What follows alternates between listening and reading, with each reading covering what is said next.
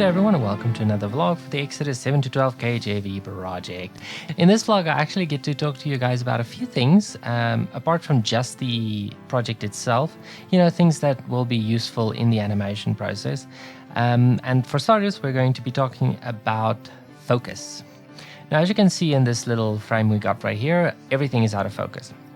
The reason it's out of focus is because I animated an empty to pinpoint the focus. What I wanted to see with this experiment was if the defocus node responded the same way as masking depth and blurring one part of the masks fill in and not blurring another part of it. And quite frankly, I find it's more stable, which we'll get to. So first I want to show you guys that there's some problems with the defocus node, but that it's also very useful. So I'm going to play this for you guys. Now pay attention to this jittering over here. Even though we do get that proper defocus kind of feel, it's not stable. It's like it's shaking the whole time. I don't know why that is, because it shakes even if there is nothing happening on screen. Now that's not a typically very realistic aspect of the defocus feature, even in cameras, but for some reason it happens. I have no idea why.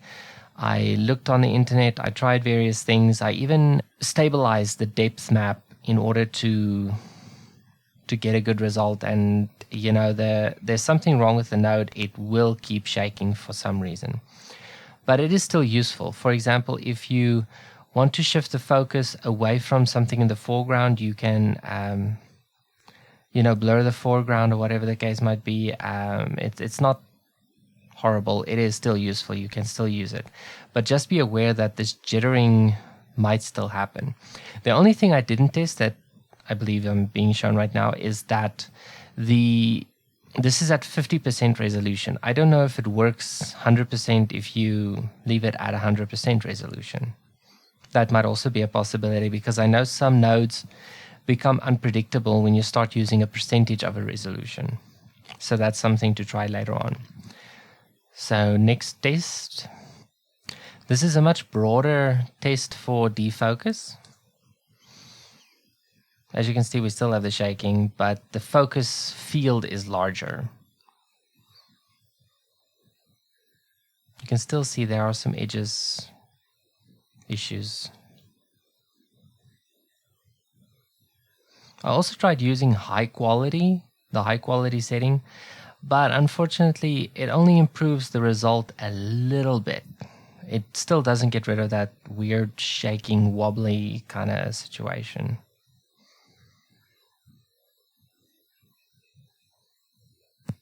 And of course you have to test for depth changes, what happens if the depth changes for the scene.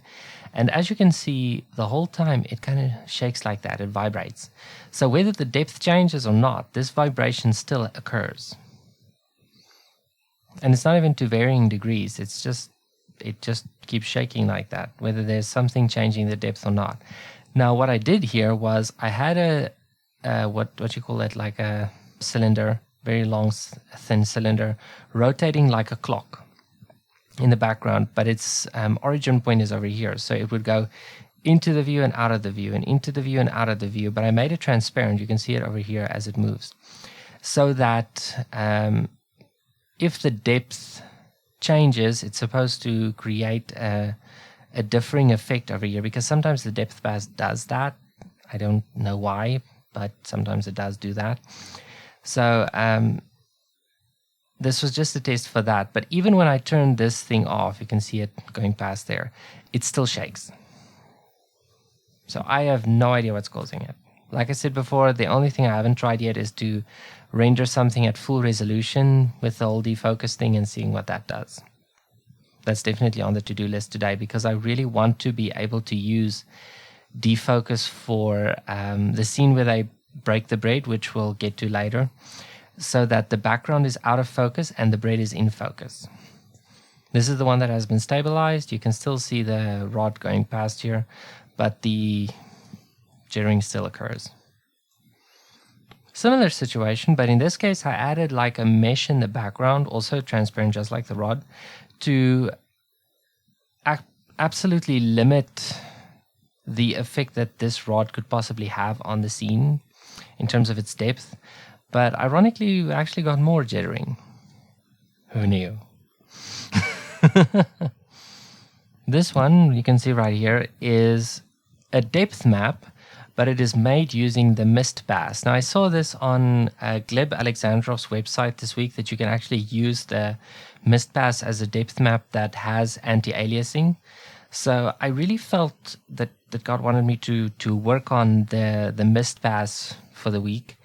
Not for the week, for the afternoon. And it actually led me to something really interesting, which we'll get to.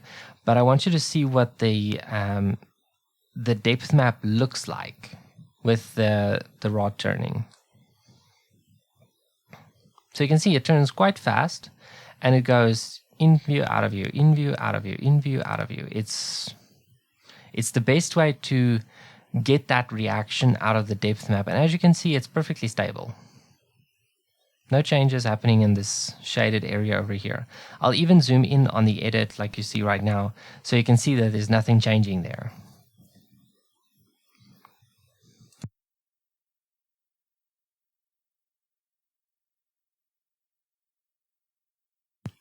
Now this one does have some severe flickering in it. So if you have some sort of photosensitive epileptic kind of situation, don't look at this video. What I did here was I wanted to see what the mist pass does if you mess with the depth. So what I did was I put that mesh in the background. Remember, I told you a few samples ago, a few tests ago, to actually limit and establish the depth of the scene as far as possible. And I brought that plane forward and forward and forward to pass through the monkeys and see whether this shade would stay the same. In this case, it did not. And the closer it got to the camera, the brighter it got. But as it got like up into the camera's face, so to speak, it kind of flickered because it didn't know what to do. So if you're sensitive to flickering, don't look at this.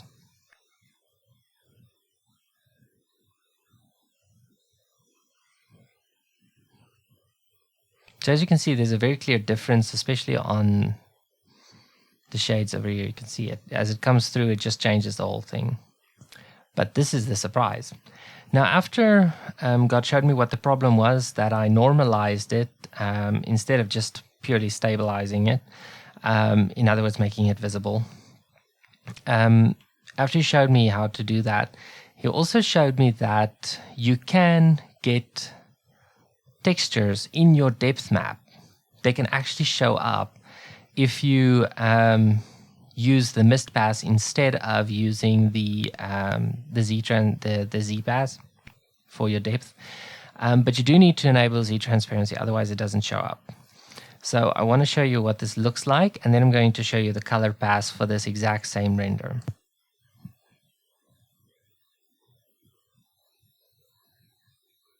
So as you can see, it gets darker as it gets closer to the camera because obviously the depth changes. There is a little bit of an outline issue over there, which I'm sure gets solved if you turn on that full sample anti-aliasing. It usually solves the whole Z transparency little outline problem. What I would say though is you do have to remember that the alpha of this object will affect the alpha of the depth map. If this object is not as transparent as this, let's say it's completely opaque, it's going to show up as completely opaque. Which makes absolutely sense in the real world as well. I mean, if you have a wall, you're not going to see what's behind it if you use a depth map. It's just plain logical.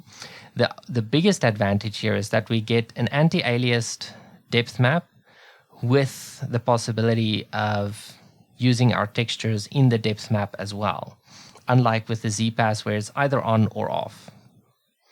So for example, the tree technique that I use is actually now viable in terms of getting a proper mist effect without that weird jagged edge situation.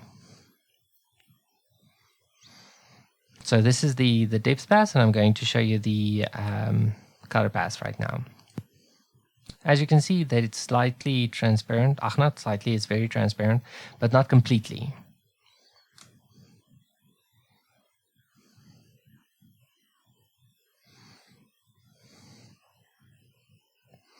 Now that I look at it, I should have actually added dynamic paint so that as it comes through, the monkeys kind of affected. It would look kind of cool. But yeah, this was just to test it out. Now, obviously, this has the same material as the rod coming past, which was not intentional, but it looks cool anyway.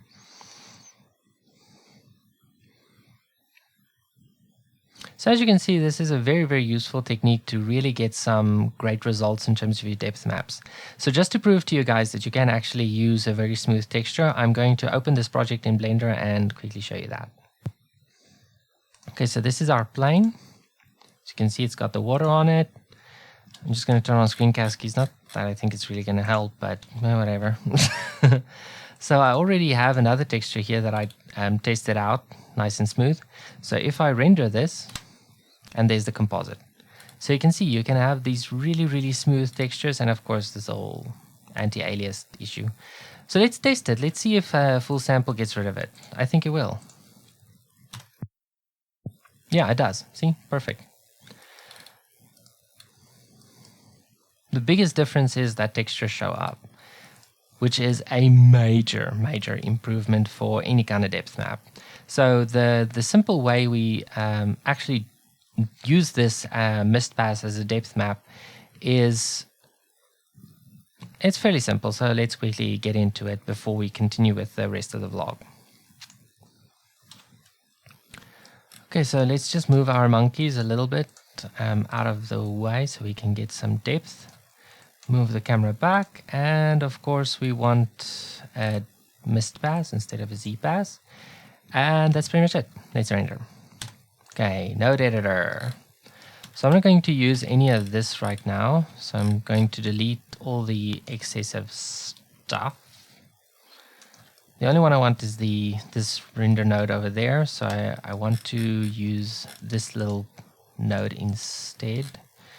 And I'm going to show you what the mist pass looks like as is. As you can see, it's clearly inverted. So all we need to do is we need to flip it. And that's it. You have your depth. Now, of course, you do have the option of going into your vector area over here and using map range to change the map range to your specific scene size. So for example, to set it to a max of 100, there you go. But like I said before, you know, it's fairly straightforward. I think it's actually easier to use than the regular depth map. And all you need to do to get that transparency for the nice textures and whatever is to use Z transparency over here, and of course to use Z transparency in your material. I haven't tested it with ray trace and masking and all that kind of other stuff, but masking is anyway one that literally blocks it out for the background. So I wouldn't recommend using that unless you're doing something that's flat up against the sky and you don't have anything going to go past it. That's the fastest way to get really good transparency in Blender. Anywho, moving on. Now this week I actually watched most of the thing through. As you can see, it's a lot. At the moment we are at 27 minutes, but it's going to extend to be about 28. Let's be conservative and say it's going to be 29 minutes total, because there are some scene shots that's going to come in, you know, establishing shots. Possibly some close-ups, possibly the holds on faces might be a little longer, some shorter. You know, it will vary a little bit. It's not going to be exactly as storyboards because you don't have the actual motion. So what I did this week was, remember I told you guys I had to go and itemize what God says versus what Aaron and Moses told the people. So that is exactly what I did this week. And it caused me to have to just rearrange a few things. Not a lot. For example, let me just go through it. For example, this one where it actually shows them counting picking out the lamb, focusing on a few things to just make it more applicable. It's not even worth watching everything that was changed because it was so little. But it's very comforting to know that this thing is actually making progress because it's been taking a very long time. So at the moment, we are at, like I said, 27 minutes. So I'm going to be showing you the few frames for this week. Okay, so this was our last frame where they journeyed to Succoth, and that was where they baked the unleavened bread with the leaven that they brought out with them. And then we get this list, where the Egyptians said we're all dead men. They put them out of the country, and they took the dough that was leavened and their kneading troughs. They bound them in their clothes and put it on their shoulders, which would be a sizable thing. You can think of a kneading trough as being roughly A3. So if you have to put like a cutting board that's slightly larger than an A3 on your shoulders, it's not the most comfortable thing to carry, but these were people that were used to hard labor, so I don't think that it fazed them in the least. And of course, then there's the children of Israel that went to the Egyptians and asked them for clothes and silver and jewels and gold and all that kind of stuff, and they got that. Okay, anyway, moving on. Okay, and then it says that God gave them favor in the sight of the Egyptians and gave them everything they asked, and they went from Ramesses to Succoth, about 600,000 on foot that were men beside children. So that means that we can at least double it to have men and women counted for, making it about 1 million. And then if you add children as well. Now remember, these were people that multiplied very quickly because God multiplied them even under their oppression. So that means that they were probably in the region of 1.5 to 2 million people. It's a lot. It's really, really a lot. I haven't done specific research to find out about how many children each family had, but I can guess quite a few. So then a mixed multitude went up with a lot of cattle, a lot of flocks, herds, people, etc.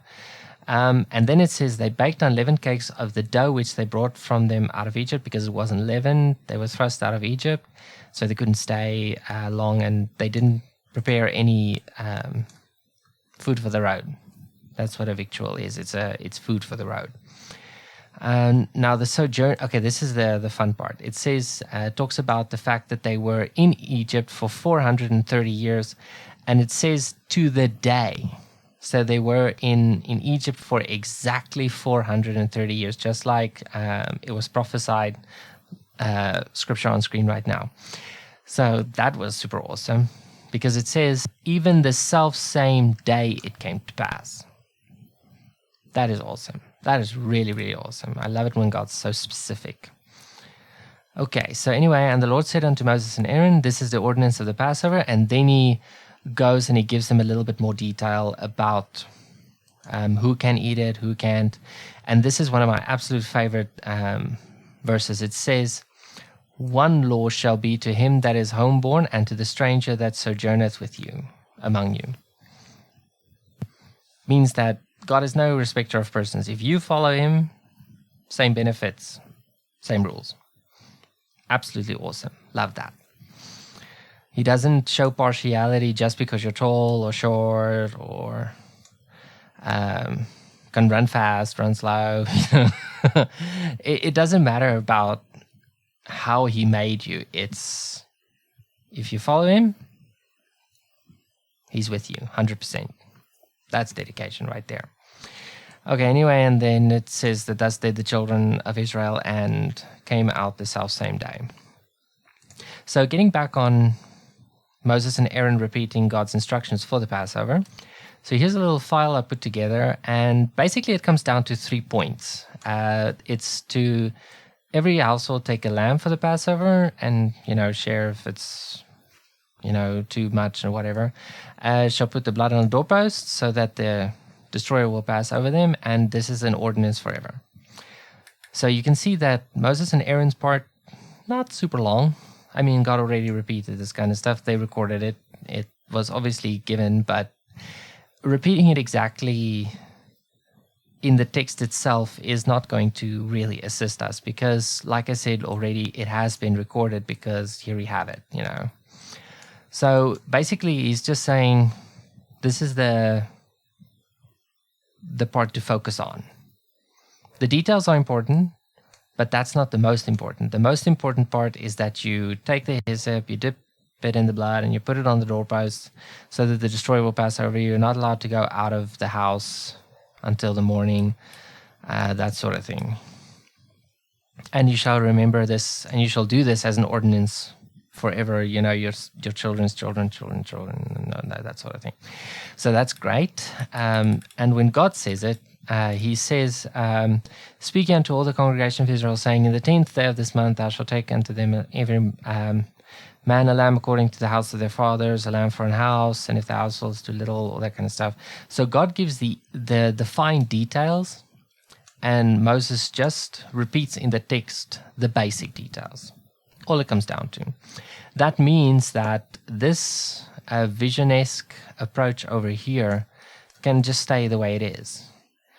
Because Moses is relaying the details, but God is giving them the details. You know, you get the point. So here we have the Israelites moving out in their numbers. Interestingly enough, I did some research about the place that's generally assigned as Succoth. Check out the post for that. The area that they travel to and through in this particular instance at Succoth is a very flat area. Only when you get into what is described as the Sinai Peninsula, you start getting mountains and stuff. So when they moved past the Gulf of Suez, you would see mountains in the distance, but you wouldn't see mountains around you. It's too flat. You might have a hill there and here and there or whatever, and some shrubbery. But you're not going to have mountains around you just yet. That was as they moved. And of course, they baked the unleavened cakes and they shared.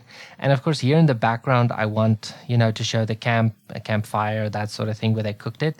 There are many ways that the Israelites could have cooked the unleavened bread or matzah. But I will put links to the possible methods in the post as well. The one article I found also in the description, in the post, talks about a heath stone, something like that. I don't know exactly what a heath stone is, but from what I found out, it kind of looks like slate, a stronger form of slate. There are so many ways of cooking it that it's just a case of just pick one. Because God didn't specify what they should use. They were supposed to just use it. So odds are they didn't just use one method. They would have just used what was the easiest because they were hungry, they had to get it cooked fast. So my guess is they would simply just build a fire and use the stick method and the rock method. That's my guess. I don't know for sure. I still have to keep it in prayer to pick the right one.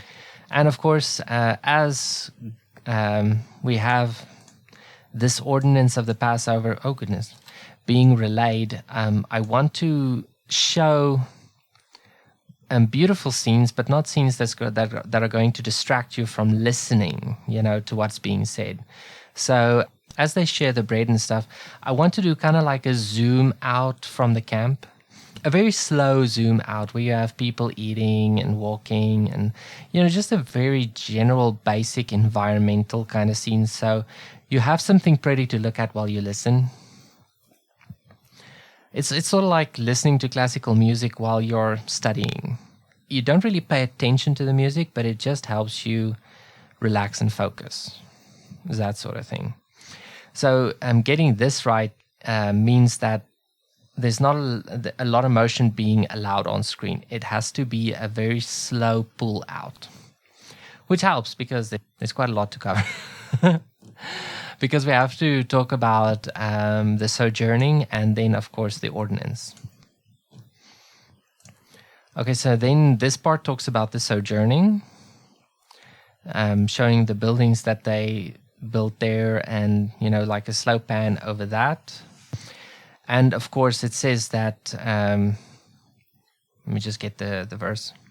It says that all the hosts of the Lord went out from the land of Egypt. Now, this word for hosts have to do with the armies of God. In other words, the angels that were charged with Israel's protection and watching over them, so that they wouldn't be overcome by the oppression. All of those angels and other heavenly beings that were charged with their protection were left with them. They didn't stay They didn't stay behind in Egypt. There are other verses that also talk about the armies of God leaving with the children of Israel. So I will put all that in the post as well. There's obviously a lot to cover this week. So you can check that out as well. So we have the angels. The idea here is to use a few particle systems just to get the numbers going. And of course, this is part of the talking about the Passover being an ordinance and a good thing and a happy thing and a celebration. Boom. So I just added like a question mark there because who's this person? Stranger. It's kind of like a play on words. And then we get like this, I think the best way to describe it is a graphic animation where you have shapes morphing into one another. So this would be like a first for me. I haven't really done that. So it will be like the coins going down because it says, but every man's servant that is bought for money when thou hast circumcised him, then shall he eat thereof. Now, for obvious reasons, we're not going to be showing the circumcision. But we can show money here to be symbolic of what they meant when they talked about money. If you go back to the Webster's Dictionary for money, it can refer also to any kind of a metal that is seen as worth anything. I remember seeing documentaries in the past where in England, when they had a certain type of soft metal currency, it's almost like a pewter if you look at it. If they paid in a currency that was too much, the coin was too big, they would actually cut off a piece of the money and keep like whatever part was theirs to keep, and they would give the rest back. So the whole thing about it being possible currency, like we know currency, coins and whatever, it can also refer to gold and silver or whatever, that they could carry in a sack or a little pouch or whatever and use that for currency. God can certainly prepare them ahead of time for this sort of thing because in the law, God allows for slavery, but it's not the kind of slavery that we consider as slavery where, somebody's cracking the whip and they're mean and they're harsh and they're ugly and they're abusing the people that were under them, all that kind of stuff. It's not that kind of slavery. It's the kind of slavery where I can't pay my debt, so I come work for you. You provide housing. You provide, a place to work and all that kind of stuff. And then you take a part of the money or whatever the case might be, and that will pay the debt. It's that sort of a situation. It's not the kind of slavery that we think of. I'll put a link in the post to a very good video about that as well. And of course, then God says you're not allowed to go outside of the house. You're not allowed to take the meat outside of the house. You're not allowed to break the bones. So what I did here was just make a little house and a striped, dashed, that's the word, a dashed line around it with red, and then of course place some X's there to say that you're not allowed to go beyond this point. And the goal is, because this applies to the whole of Israel, to have a slight zoom out and show all the houses with this sort of a thing around it. It's metaphorical. It's not literal. I mean, God didn't place the dashed line around your house in Israel. At least I don't think he did. It's not a style. So, yeah. And then, of course, it says that this applies to all the people. And this one is one of my favorite ones. It's about the fact that there is one law for the one that sojourneth with them and Israel itself, the one that was born in Israel. And what I did here was the Egyptian one is literally just a little stripe like this. And the Hebrew one is an aleph, which you can also find link in the description too. Not the description of the post. Why do I keep saying description? Anyway, and of course, our common Latin alphabet. That's the one, the Latin one. And there's the oven. So that is the work for this week. I hope you guys enjoyed this. Have a great one and God bless you.